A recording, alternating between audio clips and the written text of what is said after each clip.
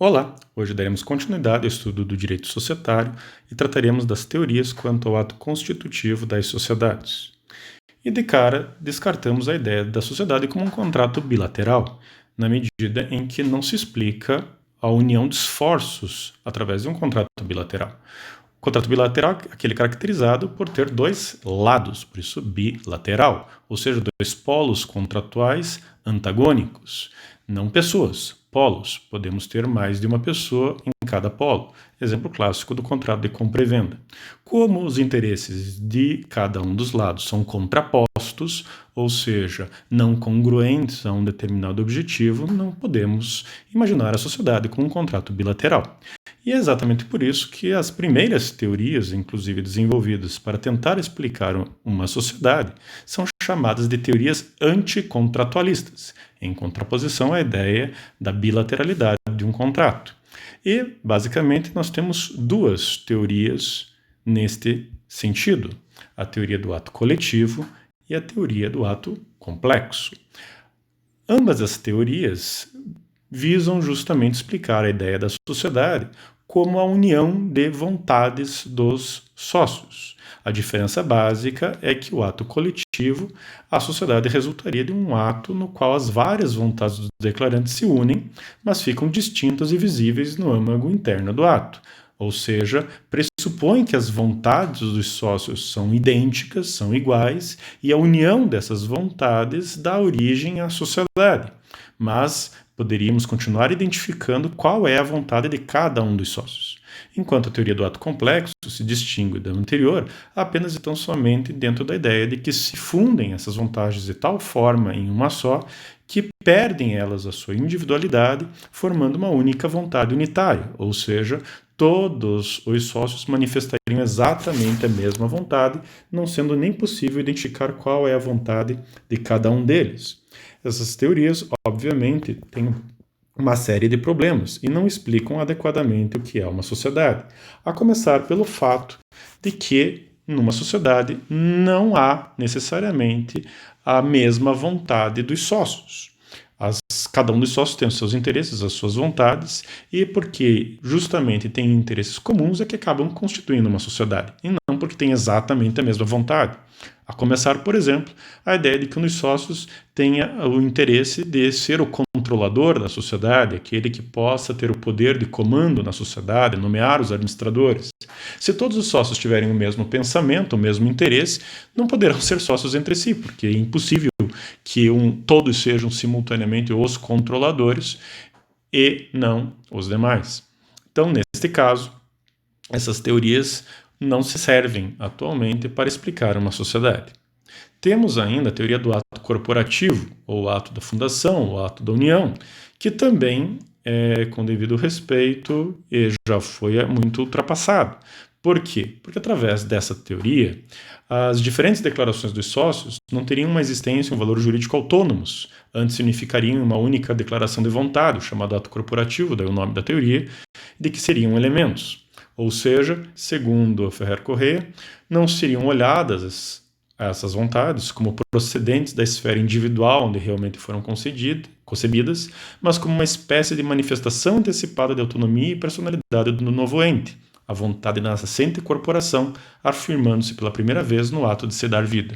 Em outras palavras, essa teoria busca defender que o primeiro ato volitivo da sociedade, o primeiro ato de vontade da sociedade é o ato de se dar vida.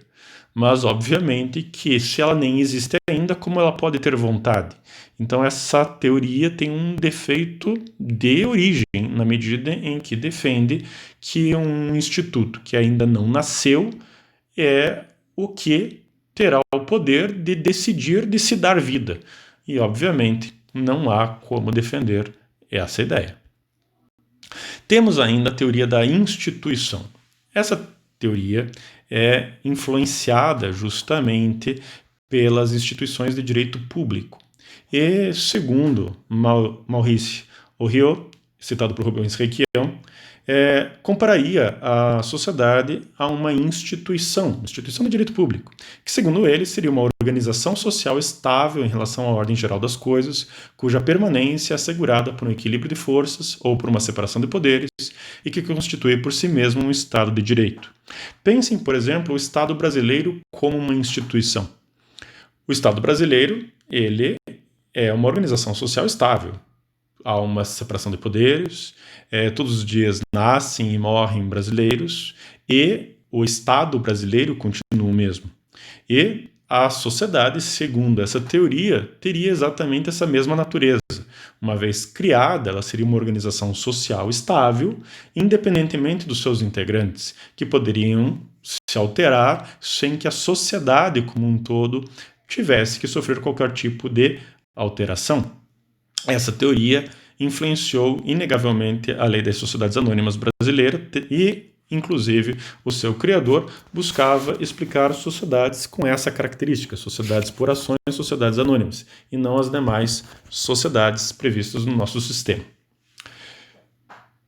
E como ficaria, então, para explicar as demais sociedades? A teoria da instituição pode servir para explicar uma sociedade anônima, mas como explicar as demais?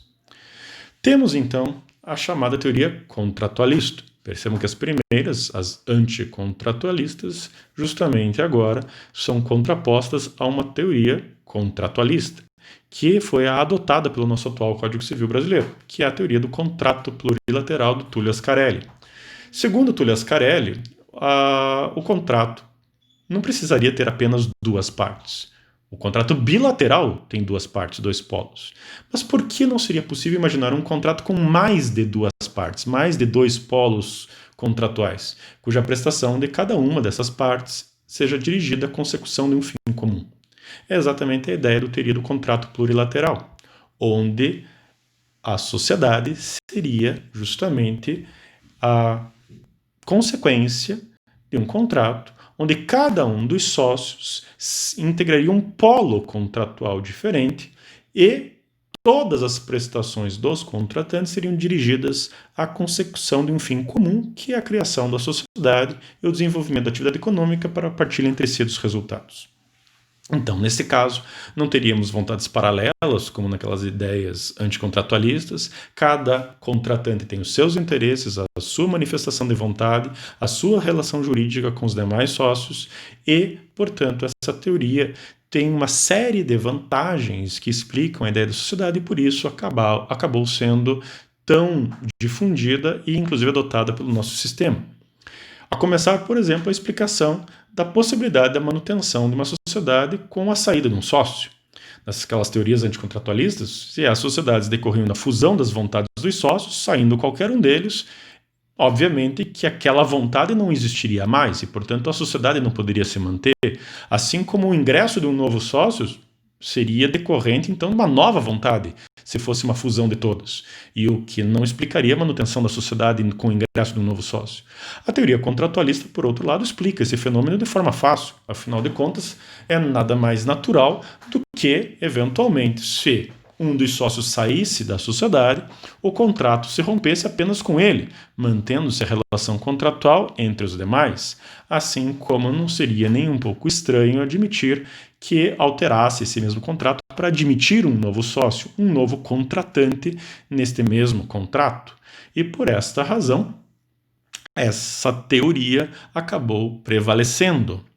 O problema é que essa teoria atualmente não explica uma série de fenômenos societários que têm se popularizado, a começar pelo fato da possibilidade de uma sociedade unipessoal, uma sociedade com um sócio só.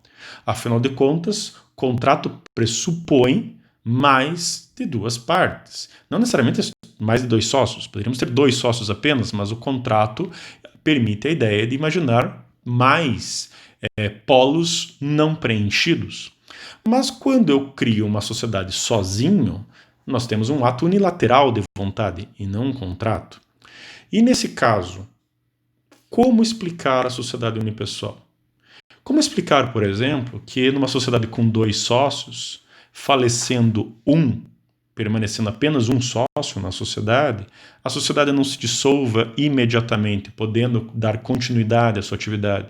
Como explicar o fato de que atualmente é possível uma sociedade limitada ser criada já originalmente com apenas um único sócio?